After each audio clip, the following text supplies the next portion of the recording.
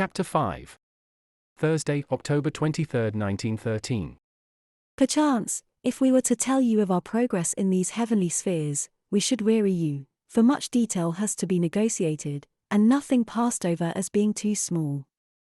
But it may be helpful if we supplement what we wrote in this vein, last evening, by giving you now an instance, by way of illustration of this point.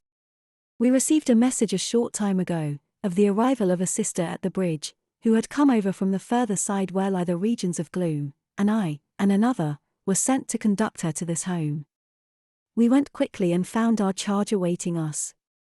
She was quite alone, for her attendants had left her thus, in order that she might profit by a quiet period of meditation and reflection before beginning her further advance. She was seated on a slope of grass, under a tree whose branches spread like a canopy over her. Her eyes were closed, and we stood before her waiting. When she opened them, she looked at us for some time in an inquiring manner. As she did not speak, I at last addressed her. "Sister." At that word she looked at us hesitatingly, and then her eyes began to fill with tears, and she put her face in her hands, bowed her head upon her knees, and wept bitterly. So I went to her, and laid my hand upon her head, and said, "You are our sister now, dear, and as we do not weep, so, neither must you." "How do you know who, or what, I am?" she replied, as she raised her face, and tried to force back her tears, while there was just a touch of defiance in her voice. "We do not know who you are," I answered. "What you were, we do know. We know that you were always a child of our Father, and so, always our sister. Now you are our sister in a fuller sense. What else you are, lies with you. You are either one whose face is set toward the sunshine of his presence, or one who, fearing the task before you in that direction, will turn back again across the bridge." She was silent for a while, and then said, "I dare not. It is all too horrible over there." "But," I urged, "you must choose, for you cannot remain where you are. And you will come the upward way, will you not? And we will lend you a sister's hand, and give you a sister's love, to help you on the way. Oh, I wonder how much you know, of what lies yonder," she said, and there was agony in her voice. There they called me sister too, they called me sister, in mockery, while they heaped upon me infamy, and torture, and oh, I must not think of it, or it will drive me mad again. But I don't know how I shall proceed, I am so stained, and vile, and weak. But I saw that this would never do, so I cut her short. I told her that, for the present, she must try to forget these experiences, until we had helped her, and then it would be time enough to begin her task in earnest. I knew that task was going to be a heavy, and bitter one, but there is only one way onward, nothing can be glossed over, everything must be viewed, and understood, for exactly what it is, every act and word, up to the present time, God's justice acknowledged, and God's love through all, and that is the only onward and upward way. But that must rest a while, until she was capable of enduring it. And so we comforted her, and gradually led her away. Now, as we went, she began to look around and ask about the things she saw, and what kind of country lay ahead, and what the home was like to which she was being led, and so on. We told her all she could understand. We told her of our angel mother, who had charge of the place, and of our fellow workers there. In the midst of our conversation, she stopped suddenly, and said she felt she could go no further. "Why?" we inquired. "Are you tired?" And she answered, "No, afraid." We saw something of what was in her mind, but could not quite understand it as a whole. There was something we could not lay hold of. So we led her on to talk of herself, and at last we unearthed the difficulty. It seems that, when the guardian at the other end of the bridge had heard her cry for help far away in the gloom, he at once directed a ray of his light in the direction, and sent a messenger to help her.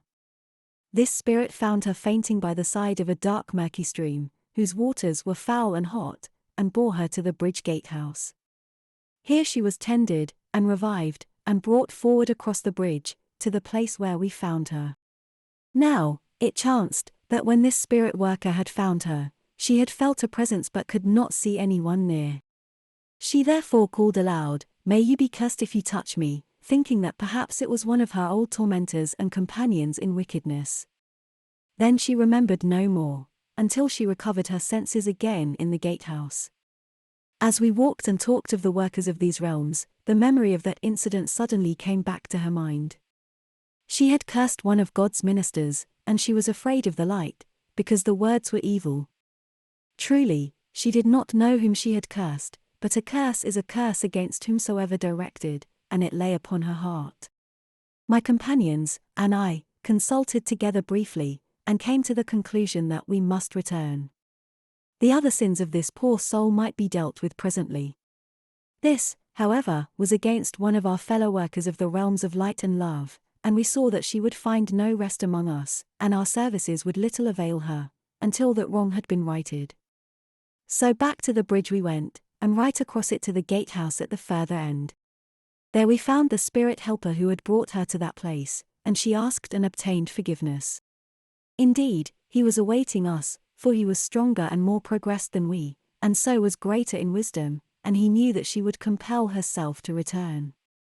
So as we drew near, he came from the gateway where he had been standing watching us coming along the road, and, when she saw his kind face and forgiving smile, she knew at once it was he whom she sought, and, falling on her knees, obtained his blessing. I fear this is not a very exciting message tonight. I have given it to show you how, even the seemingly slight things, have to be reckoned with here. As a matter of fact, I believe that some higher intelligence than our own was controlling us all the time, for that little incident proved a very important episode in the progress of that poor sinful woman. It was a long journey back to, and across, the bridge, and she was very weak and weary. But when she saw the face of the one against whom she had sinned, and heard his words of love and forgiveness, it showed her, for the first time, that whatever she should have to endure in future, it would be sweet in the end, and each task done would earn its own blessing. And that is no mean support to such as she, who had so much to face of repentance and agonizing shame of remembrance, of the great love of God, which she had flouted and denied.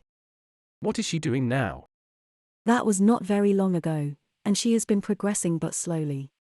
There is so much to keep her back. But she does progress, nevertheless. She is in our home, but has not yet been given any special work to do for others. She will be so employed eventually, but not for a long time to come. Sin may be negative in its essential parts, but it is negation of the love and fatherhood of God, and that is a far more terrible thing than mere offense against a commandment. It is the contamination of the very nature and spring of our inner spirit life, of the sanctuary of the Spirit of God. And the cleansing of a polluted sanctuary is more than the washing of an ordinary dwelling.